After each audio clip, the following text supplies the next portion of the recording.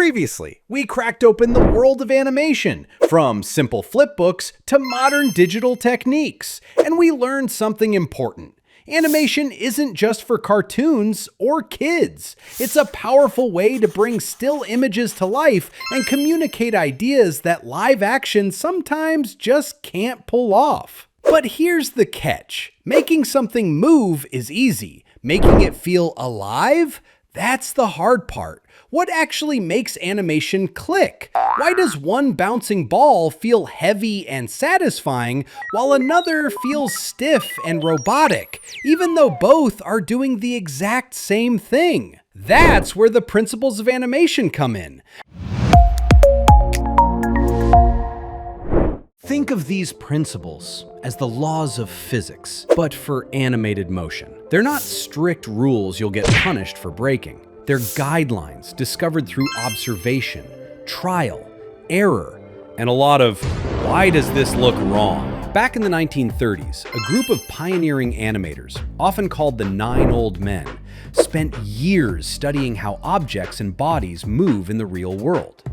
By breaking motion down frame by frame, they identified patterns that consistently made animation feel more believable. Those patterns became 12 core principles. All right, this is where animation really starts to click. Let's strip things down, keep it simple, and crack this open. Squash and stretch. Picture a simple rubber ball dropping onto the ground. When it hits the floor, it squashes flat. As it bounces back up, it stretches tall. The shape changes, but the volume stays the same. Instantly, we understand whether the object feels heavy, soft, or rigid. Take squash and stretch away, and everything suddenly looks like it's made of wood. Anticipation. Big actions don't come out of nowhere. Before something happens, there's usually a small setup that tells us it's coming. Imagine a stick figure about to jump. Before it leaves the ground, it bends its knees. That tiny motion is anticipation. Without it, actions feel abrupt, like the animation skipped a thought. Staging. Staging is all about clarity. Where should the audience look? What actually matters in this moment? Imagine a character sitting at a table and their phone suddenly lights up. If the scene is clean and the action is clear, your eyes go straight to the phone. You instantly understand what's important. But fill the frame with distractions, place things awkwardly, or confuse the movement, and suddenly, the same moment becomes hard to read. Good staging makes sure the idea is clear every time. Straight ahead. Action and pose to pose. There are two main ways to animate motion. With straight ahead action, you draw one frame after another in sequence, like animating a splash of paint spreading freely across the screen. With pose to pose, you plan the key moments first, like a stick figure crouching, jumping, and landing. Then fill in the motion between them. One approach brings energy and unpredictability, the other gives structure and control. Follow through and overlapping action.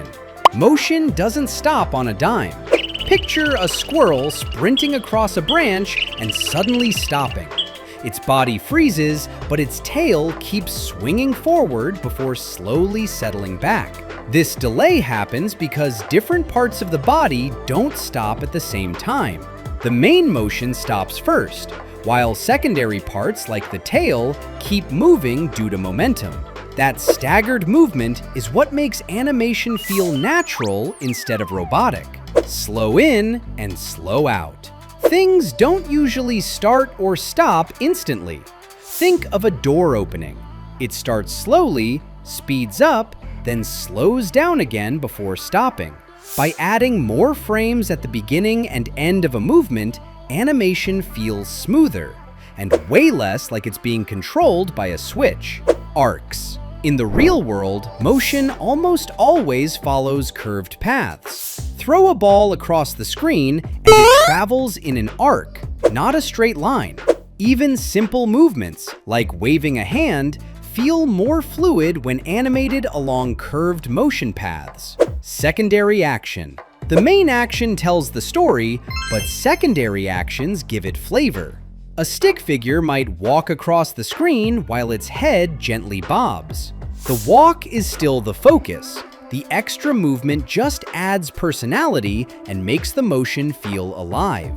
Timing. Timing controls how fast or slow something happens. Drop a heavy stone and it falls quickly. Release a feather and it drifts slowly. The number of frames you use changes how we perceive weight, mood, and even emotion. Exaggeration. Animation often works better when reality is pushed just a little further. A jump can go higher. A reaction can lean further back. Exaggeration isn't about being unrealistic. It's about making ideas clearer, bolder, and easier to read. Solid drawing. Even in 2D animation, objects should feel like they exist in three-dimensional space. Picture a cube rotating in place. Its faces stay consistent, its perspective makes sense, as though it has enough weight and structure to break through a wall. Appeal. Appeal is what makes something enjoyable to watch. Compare a clean, simple character shape to a cluttered, confusing one. Clear silhouettes, strong shapes, and readable poses naturally pull the viewer in, even before the character moves. From a bouncing ball to simple figures in motion, these 12 principles are the foundation that make animation feel expressive, believable, and alive. They're not tied to any specific character or studio. They're universal tools used by animators everywhere. Master these principles, and your animations won't just move, they'll communicate. And this is only the middle of the journey. Next episode, the final step, where you learn how to start animating frame by frame.